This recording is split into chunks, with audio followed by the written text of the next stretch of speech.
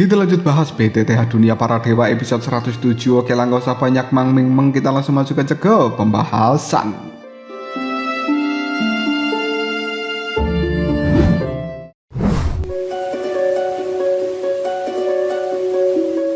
Pandangan mata dari Nan Erming dan juga Xiaozan masih melihat kepada Pak Tua, penjual liontin giok yang saat ini sedang bercerita kepada gadis berbaju merah di hadapannya. Hal itu membuat Xiaozan berkata, mungkinkah orang tua itu sebenarnya adalah orang yang baik? Nan Erming memandang Xiaozan yang kemudian dia mengatakan, itu hanyalah sebuah trik mengulur waktu dari dua penjaga bintang 5 Dodi. Jelas mereka bukanlah faksi biasa dan berani-beraninya membiarkan mereka akan pergi. Bukankah hal seperti itu adalah sebuah cara untuk mencari mati sendiri? Mendengarkan ucapan dari seorang Nan Erming membuat Xiaozan hanya tersenyum sambil menggaruk kepalanya, dan rasa simpati yang baru saja terjadi kepada Pak Tua penjual batu giok kini langsung menghilang dalam seketika. Pak Tua itu pun segera terdiam, dan tiba-tiba saja dua wanita tua mengepalkan tinju untuk memberikan kekuatan pukulan yang sangat dahsyat menghantam kedua penjaga. Hal itu membuat kedua penjaga ini bangkit dengan marah. Kau benar-benar mengingkari janjimu. Tangan mereka langsung ditutupi oleh sisik berwarna perak dengan kekuatan penuh menahan tinjuan dari dua wanita tua. Akhirnya, degang! Pukulan itu langsung memicu ledakan dari energi beracun di dalam tubuh dari dua penjaga dan menyebabkan doki mereka langsung melemah, tidak mampu melanjutkan pertarungan, sehingga kedua penjaga dari gadis berbaju merah ini langsung terkulai. Gadis berbaju merah yang menyaksikan adegan seperti ini, dia pun tanpa daya melihat kedua pengawal miliknya telah dihajar seperti itu, dan membuatnya sangat menyesal karena sebelumnya tidak mendengarkan nasihat dari kedua pengawalnya. Pandangan mata dari gadis berbaju merah penuh dengan kemarahan ketika dia melihat ke arah lelaki tua, tapi dalam pandangan mata itu juga ada ketakutan yang tidak bisa disembunyikan. Pak Tua melihat pada sisik yang telah muncul di tangan dari penjaga itu secara diam-diam khawatir, yang kemudian dia berkata, kita tidak punya pilihan lain. Jelas sekali kekuatan di belakang kalian sangatlah luar biasa, dan bagaimana mungkin kita berani membiarkan kalian pergi? Salah satu penjaga berusaha bangun sambil mengatakan, kita bisa memberikan segalanya yang kau inginkan, asal jangan sakiti nona muda kami. Pak Tua itu pun menggelengkan kepalanya sambil menimpali, kalian terlalu naif. Setelah menghancurkan semua bukti, bukankah semua yang kalian miliki masih akan menjadi milik kami? Mendengarkan kata-kata seperti ini, gadis berbaju merah dan juga kedua penjaganya langsung putus asa. Gadis itu pun mengepalkan tinjunya erat-erat, menggigit bibirnya sendiri, menatap keras kepada lelaki tua. Tatapan mata seperti itu membuat hati dari seorang Nan Erming yang berada di tempat persembunyian terasa sakit tanpa adanya alasan yang jelas. Nan Erming tidak bisa menjelaskan kenapa tiba-tiba merasakan sebuah perasaan seperti itu muncul di dalam hatinya. Dia menggelengkan kepalanya. Xiaozan, kita harus bertindak. Akhirnya Xiaozan pun menarik nafas dalam. Telapak tangannya kini juga sudah mengepal erat. Pak Tua itu pun melangkah maju, dan dirinya hanya beberapa langkah dari gadis berbaju merah mengangkat tangannya untuk memberikan serangan yang diiringi dengan suara tawa menyeramkan. Gadis berbaju merah yang ketakutan hanya perlahan menutup matanya putus asa. Sementara Nan Erming kini telah langsung berubah menjadi bayangan hitam, dengan cepat memberikan serangan terhadap lelaki tua itu, yang kemudian pung! Suara benturan pun terjadi. Wajah dari gadis berbaju merah memucat, tubuhnya gemetaran, namun dia mendapati bahwa dia tidak terluka sedikit pun. Gadis berbaju merah membuka matanya, kemudian dia telah menemukan bahwa tubuh dari lelaki tua telah terlempar ke belakang sangat jauh. Sang gadis berbaju merah sangat terkejut dan tidak tahu apa sebenarnya yang telah terjadi. Lalu dia pun menoleh dan melihat seorang pria muda berdiri tidak jauh darinya. Xiaozan juga telah melesat mengeluarkan tinju harimau langit berwarna emasnya. membawa kekuatan yang langsung menyapu serangan telapak tangan dari dua wanita tua, menghantam tubuh mereka sampai terlempar jauh, dan detik berikutnya kaki dari Xiaozan dihentakkan ke arah tanah. Dia pun melesat untuk mengejar kedua wanita tua yang telah terlempar di udara itu. Tinju dari Xiaozan telah melepaskan 100 pukulan dengan cara yang sangat kejam, dan ketika Xiaozan mendarat di tanah kembali, dua wanita tua itu sudah terlempar dan kemudian menabrak tebing hingga terkubur dengan batu dari reruntuhan tebing itu. Kedua penjaga menatap Xiaozan sambil bertanya, "Siapakah tuan berdua?" Sebelum Xiaozan menjawab, Nan Erming segera melihat ke arah gadis berbaju merah dan juga dua penjaganya itu, lalu menarik perhatian dari ketiganya. Tatapan mata dari gadis berbaju merah yang tadinya terkejut kini menjadi kosong. Dia pun tercengang dengan penampilan Nan Erming dan benar-benar lupa bahwa mereka baru saja berada dalam bahaya yang besar. Gadis berbaju merah tanpa daya bergumam, betapa tampannya pria ini.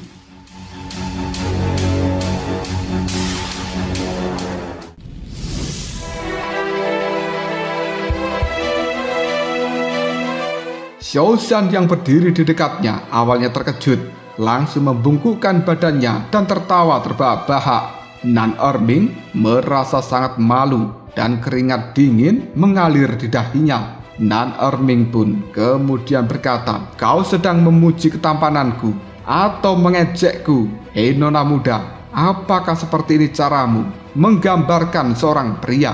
Gadis berbaju merah terdiam sejenak sebelum pada akhirnya pipinya memerah dan dia berkata, maafkan aku, sungguh aku tidak berniat untuk mengatakan hal seperti itu." Kedua penjaga langsung berdiri, menangkupkan tinjunya ke arah Nan Erming dan kemudian dia meminta maaf. "Saudara, terima kasih banyak atas bantuan Anda menyelamatkan nyawa nona muda kami. Benar-benar belum pernah melihat siapapun setampan yang mulia. Jadi dia sedikit terkejut, mohon maafkan dia." Nan Erming menggelengkan kepalanya. "Sudahlah, tidak apa-apa." Tapi kemudian Nan Erming melihat ke arah Xiaozan yang bersandar di pohon sambil tertawa terbahak-bahak, membuat amarah dari dalam tubuh Nan Erming kembali berkobar. Dia menatap tajam ke arah Xiaozan. Hal itu membuat Xiaozan segera menahan tawanya. Dia membalikkan badannya membelakangi Nan Erming yang kemudian kembali tertawa terbahak-bahak. Nan Erming kemudian melihat ke arah gadis berbaju merah dan dia bertanya, "Kau tidak terluka kan?" Gadis berbaju merah itu pun tidak bisa menahan diri untuk terus menatap wajah tampan dari seorang Nan Erming. Sudut matanya bertanya-tanya bagaimana mungkin ada pria setampan ini di dalam dunia. Gadis itu kemudian berkata, "Untungnya kalian berdua datang tepat waktu. Jika tidak, konsekuensi yang akan kami terima pasti tidak terbayangkan. Mohon para dermawan beritahu kami nama kalian yang terhormat dan kami pasti akan membalas budi kalian berdua di masa depan." Nan Erming segera menolak. "Ini hanya sebuah bantuan kecil saja. Nona muda, kau tidak perlu khawatir." Xiaozan tiba-tiba saja menyela, "Aku adalah Xiaozan dan dia adalah Nan Erming." Salah satu penjaga menangkupkan tinjunya sambil mengatakan, "Mengingat status nona muda kita, bagaimana mungkin kebaikan sebesar ini tidak dibalas? Mohon tuan berdua tinggalkan alamat dan kita pasti akan berkunjung untuk menyampaikan rasa terima kasih yang mendalam di masa mendatang." Nan Erming menggelengkan kepalanya. "Sudahlah, tidak perlu. Kita hanya tidak tahan dengan tindakan semena-mena dari orang tua barusan. Karena saat ini kalian sudah tidak ada dalam bahaya lagi dan ketiga orang itu sudah kehilangan kemampuan bertarung, maka kalian bisa menghadapi mereka sendiri. Kita akan bertemu lagi di masa depan." Nan Erming tidak bisa menjelaskan alasannya, tapi saat dia berhadapan dengan gadis berbaju merah, dia selalu merasakan sebuah kegugupan yang aneh dan segera memberikan beberapa instruksi untuk pergi dari tempat ini. Melihat Nan Erming akan pergi, gadis berbaju merah langsung berteriak, "Tunggu dulu!" Gadis itu kembali menatap ke arah Nan Erming. Jantungnya berdebar-debar kencang, pipinya memerah dan dia tak kuasa menundukkan kepalanya lalu bertanya, "Apakah kau benar-benar tidak akan meninggalkan alamatmu kepada kita?" Melihat gadis berbaju merah ini, Nan Erming merasakan kehangatan muncul di dalam hatinya yang biasanya sangat dingin. Dia berhenti sejenak lalu menghela nafas pelan. Nan Erming melambaikan tangannya sambil mengatakan, "Kita hanya bertemu secara kebetulan. Xiaozan, ayo pergi." Nan Erming menarik tangan dari Xiaozan yang hendak berbicara, lalu mereka berdua akan meninggalkan hutan ini. Sejujurnya hati Nan Erming sedang bergejolak hebat. Dia merasakan sensasi yang belum pernah dialaminya, dan sebuah perasaan yang tidak terlukiskan membuat hati Nan Erming benar-benar tidak nyaman. Seolah-olah sesuatu tiba-tiba muncul di dalam dunianya yang biasanya dingin dan juga tertutup. Hal ini memang secara alami akan memberikan sebuah penolakan. Apakah ini hanyalah sebuah pertemuan kebetulan? Dan apakah mereka tidak akan pernah bertemu kembali? Gadis berbaju merah merasakan sakit yang menusuk di dalam hatinya. Sebuah rasa kehilangan membuatnya bersedih jika sampai benar-benar tidak bisa bertemu dengan Nan Erming lagi. Jari dari gadis berbaju merah telah ditautkan dengan cara yang gugup, dan tiba-tiba dia mengambil sebuah keputusan sambil berkata, "Tolong kalian berdua berhenti dulu. Aku datang ke kota Juki dengan tergesa-gesa untuk suatu urusan dan tidak membawa apapun yang pantas. Masalah ini bermula karena Liontin Giok ini. Karena kalian berdua tidak mau meninggalkan alamat, maka aku, gadis sederhana ini, akan memberikan Liontin Giok sebagai tanda terima kasih kecilku karena telah menyelamatkan nyawaku. Tolong kalian berdua jangan menolaknya." Gadis berbaju merah langsung melemparkan Liontin Giok yang sudah utuh itu ke arah Nan Erming. Tiba-tiba saja tubuh dari Nan Erming menegang. Dia pun menangkap Liontin Giok yang utuh ini dan kemudian menatap kosong ke arah gadis berbaju merah tanpa berbicara. Matanya nampak kebingungan.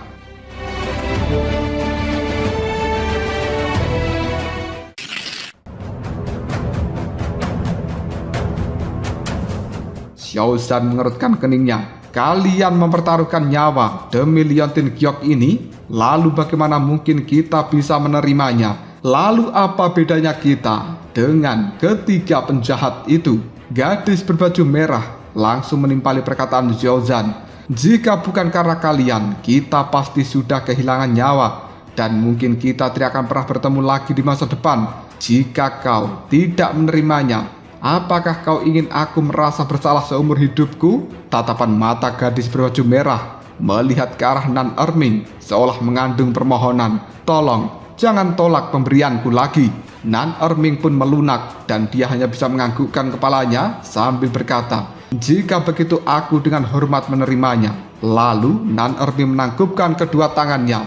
Dia kembali mengajak seorang Xiaozan untuk berbalik dan pergi. Setelah berjalan sekitar 100 meter, Nan Erming tiba-tiba teringat sesuatu. Dia berbalik kembali, melambaikan tangan yang kemudian doki berwarna hijau langsung menyelimuti tubuh dari kedua penjaga. Beberapa aliran energi beracun dari dalam tubuh mereka langsung dikeluarkan oleh energi hijau yang diberikan seorang Nan Erming. Penjaga itu pun tubuhnya membaik. Mereka berdua langsung membungkukkan badannya ke arah Nan Erming sambil berkata, "Terima kasih banyak karena Tuan juga telah menghilangkan racun di dalam tubuh kita." Nan Erming hanya bisa menganggukkan kepalanya, yang kemudian mereka berdua benar-benar pergi meninggalkan hutan ini. Ketika melihat sosok Nan Erming menjauh, kesedihan yang cukup mendalam kini bisa dilihat di dalam pandangan mata dari gadis berbaju merah. Nan Erming telah melesat dengan sangat cepat, seolah-olah ingin menggunakan kecepatan untuk menghilangkan perasaan yang sangat mengganggu di dalam hatinya. Xiaozan yang berada di samping Nan Erming, dia tiba-tiba saja mengatakan, "Nan Erming, jujurlah, apa sebenarnya kau tertarik dengan gadis itu? Jika iya, kenapa kau tidak memberikan alamatmu saja kepada gadis itu?" Nan Erming pun segera berkata, "Jangan bicara omong kosong. Dengan kepribadianku yang sedingin gunung es, bagaimana mungkin aku bisa dengan mudah jatuh cinta pada wanita yang baru saja aku temui secara kebetulan?" Xiaozan membalasnya, "Bahkan gunung es pun ada saatnya untuk mencair."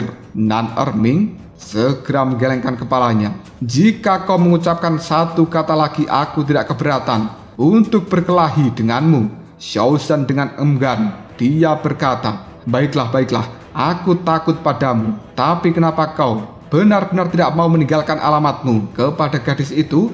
Mungkinkah kau memiliki alasan yang lainnya? Nan Erming langsung berhenti. Dia kemudian berkata kepada Xiaozan, apakah kau tidak memperhatikan latar belakang dari nona muda itu jauh dari kata sederhana? Kau telah melihat kedua penjaganya bisa menumbuhkan sisik di tangan mereka, bukan?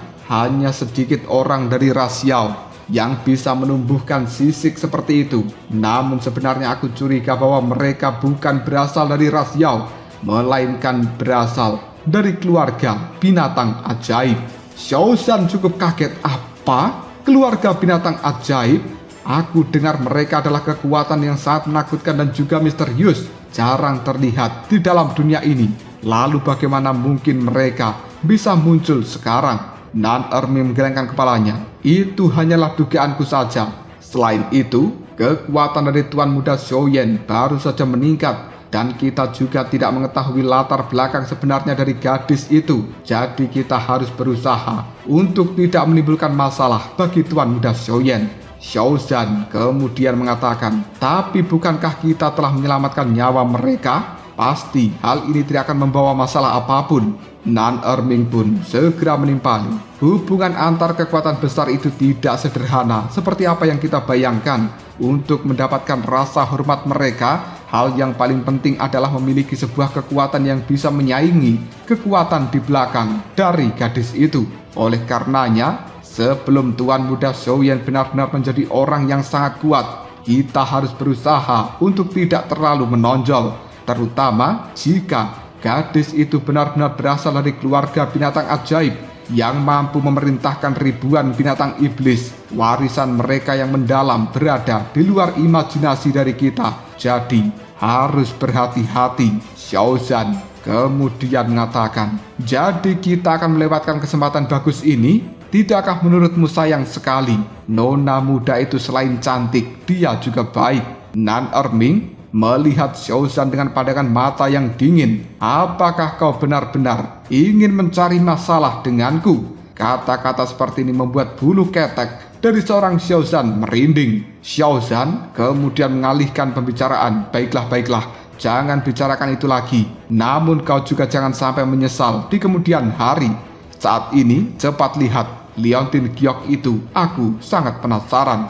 Nan Erming segera mengeluarkan Liontin Giok yang telah disatukan kembali. Cahaya lembut muncul di dalam dari Liontin Giok ini yang kemudian menunjukkan wajah hantu yang nampak jelas di dalam Liontin Giok tersebut.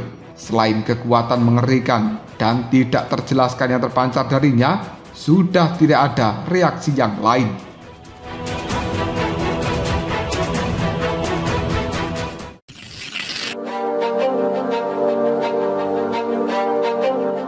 Xiaozan menggaruk kepalanya. Apa yang terjadi? Mungkinkah hanya menunjukkan gambar wajah hantu saja? Tidak ada yang lain? Liontin apa ini? Benar-benar membosankan. Nan Erming kemudian menggelengkan kepalanya. Aku juga tidak yakin. Mungkin Liontin ini memang seperti apa yang mereka katakan. Sebuah kunci untuk membuka sesuatu. Dan kita perlu menemukan tempat atau benda yang tepat untuk kita bisa menggunakan Liontin ini. Xiaozan pun berkata, benua Dodi ini sangatlah luas. Kemana kita harus mencarinya? Jika kita tidak menemukan tempat atau benda itu, bukankah Liontin ini hanya akan menjadi benda yang tidak berguna? Nan Erming sambil membelai Liontin Giok di tangannya. Dia pun mengatakan, itu semuanya tergantung pada keberuntungan. Jika hal bagus seperti itu bisa dengan mudah ditemukan, bukankah orang-orang yang jahat itu sudah mencarinya sendiri dan tidak perlu menjual Liontin Giok ini? Namun satu hal yang pasti, bahan dari Liontin Giok ini berasal dari zaman kuno, dan pasti ini adalah peninggalan sebelum bencana kuno terjadi. Bisa dianggap Liontin ini juga sangat berharga. Sambil menggenggam erat Liontin di tangannya, Nan Erming kembali membayangkan wajah cantik dari gadis berbaju merah. Xiao Zhan kemudian mengatakan, lebih baik kita kembali dan memberikan liontin ini pada Tuan Muda Xiaoyan. Mungkin dia akan bisa mendapatkan penemuan yang besar. Nan Erming hanya bisa menganggukkan kepalanya, dan kemudian pandangan mata dari Nan Erming melirik ke arah belakang. Secercah penyesalan terlintas di hatinya, dan mungkin akan seperti yang dikatakan gadis berbaju merah, bahwa mereka tidak akan pernah bertemu kembali. Xiao Zhan bersama dengan Nan Erming perlahan menghilang, meninggalkan hutan ini dan bergerak semakin jauh. Namun sebenarnya yang terjadi, keduanya tidak pernah menyangka betapa besar bantuan dari Liontin Giok bagi seorang Xiaoyan di masa depan. Pada saat yang sama, Nan Erming juga tidak pernah menyangka bahwa nanti di masa depan dia akan bertemu kembali dengan gadis berbaju merah itu, dan pertemuannya kembali ini akan sepenuhnya mengubah hidup dari seorang Nan Erming. Tidak lama kemudian mereka telah tiba di halaman dari klan Xiao. Nan Erming bersama dengan Xiao Zhan menghabiskan beberapa hari untuk melakukan penelitian kepada wajah hantu yang berada di dalam Liontin Giok, namun mereka masih tidak menemukan hasil apapun. Xiao Zhan menggelengkan kepalanya melihat Nan Erming. Mungkin hanya Tuan Muda Xiaoyan, pria beruntung yang luar biasa itu, yang bisa memecahkan misteri dari Liontin Giok ini. Nan Erming hanya bisa menganggukkan kepalanya, kemudian pandangan mata dari pria tampan ini melihat ke arah langit, dan lagi-lagi muncul wajah dari gadis berbaju merah. Karena tidak ada yang bisa dilakukan, pada akhirnya Xiao Zhan dan juga Nan Erming merasa bosan terus-terusan menganggur seperti ini. Mereka kemudian memutuskan untuk terjun berkultivasi. Di seluruh halaman dari klan Xiao, hanya Xiao Yao yang menghabiskan hari-harinya untuk berjalan-jalan sambil menikmati teh.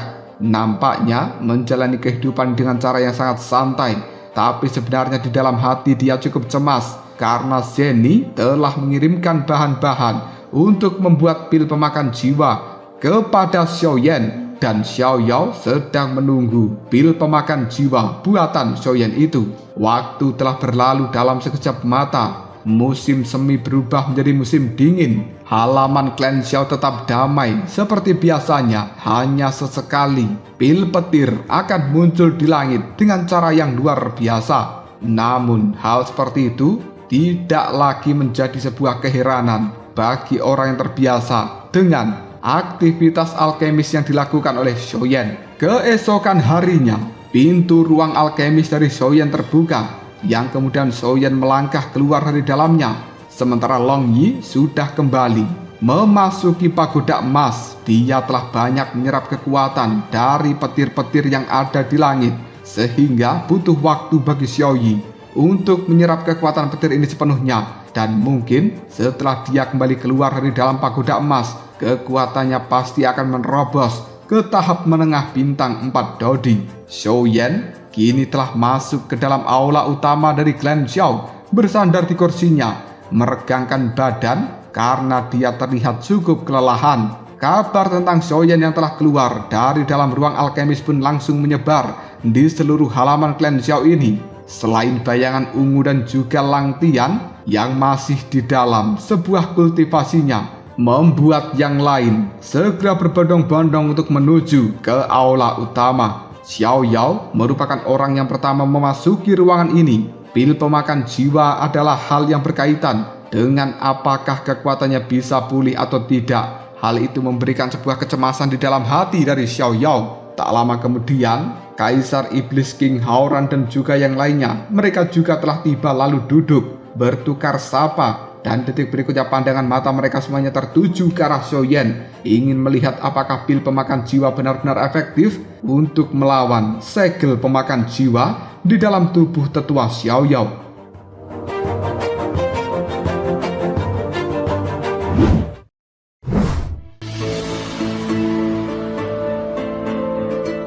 King Haoran menatap Xiaoyan lalu berkata, "Adikku Xiaoyan, bagaimanakah hasil panenmu kali ini?" Xiaoyan pun segera menimpali, "Aku tidak mengecewakan harapan dari tetua Xiao Yao dan juga kakak Haoran. Pil pemakan jiwa telah berhasil aku murnikan. Dan saat ini aku juga telah memiliki 20 pil hati ungu. Tanpa ragu lagi, beberapa botol giok telah dilemparkan ke arah Le Shaolong dan di dalamnya berisi pil-pil berwarna ungu. Selanjutnya Xiaoyan melambaikan tangannya. Sebuah pil berwarna hitam pekat yang tidak mencolok dan tampak biasa telah dimunculkan. Pandangan mata dari Xiao Yao dan juga King Haoran menyipit, yang kemudian mereka berdua berkata, apakah ini adalah pil pemakan jiwa? Mungkinkah benar-benar efektif untuk melawan segel pemakan jiwa? Tampaknya pil obat ini terlalu biasa. Xiaoyan pun kemudian menimpali. Beberapa hal memang tidak bisa dinilai dari penampilan luarnya. Ketika pertama kali aku menyelesaikan pil obat ini, aku juga terkejut karena tampaknya biasa-biasa saja dan hanya memiliki warna hitam pekat. Tapi ketika aku merasakan dengan seksama, pil obat ini sebenarnya memiliki sebuah kekuatan misterius yang tidak terlukiskan di dalamnya dan mungkin akan efektif. Tapi kita hanya akan bisa mengetahuinya setelah pil obat ini dicoba. Bahkan aku sendiri tidak bisa memastikan jika tanpa percobaan. Kata-kata dari Xiaoyan langsung membuat jantung dari Xiao Yao berdebar-debar. Nafasnya kembali terengah-engah dan kemudian pandangan mata Xiao Yao melihat pada pil berwarna hitam pekat di tangan dari Xiaoyan. King Haoran masih menunjukkan ketenangannya.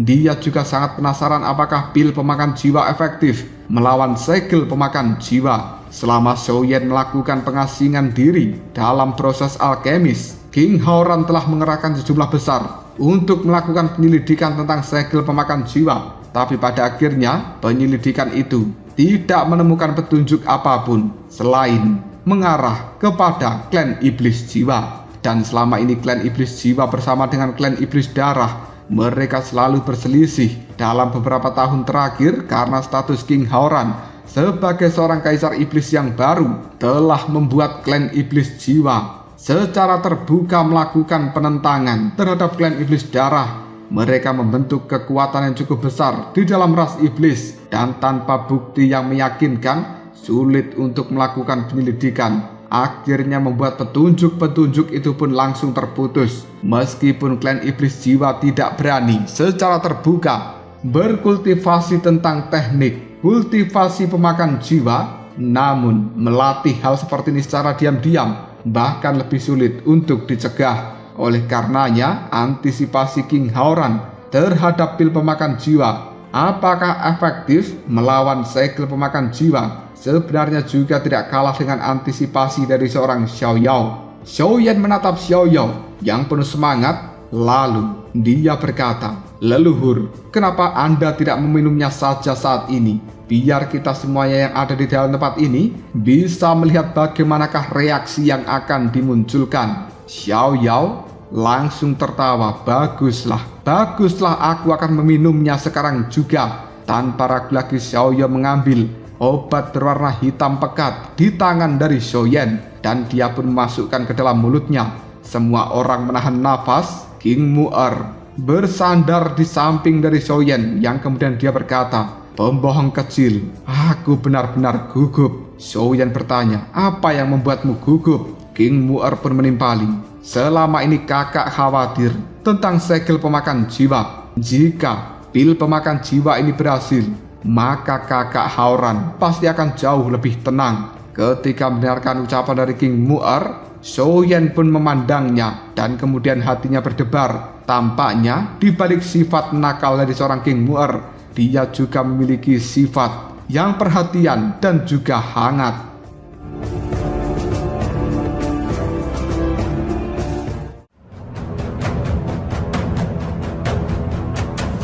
Lalu apakah yang akan terjadi selanjutnya? Mungkinkah pil pemakan jiwa akan benar-benar efektif untuk melawan segel pemakan jiwa yang telah tertanam di dalam tubuh dari Xiao Yao? Jika kalian penasaran, tunggu aja jawabannya di next video. Ngobrol sob.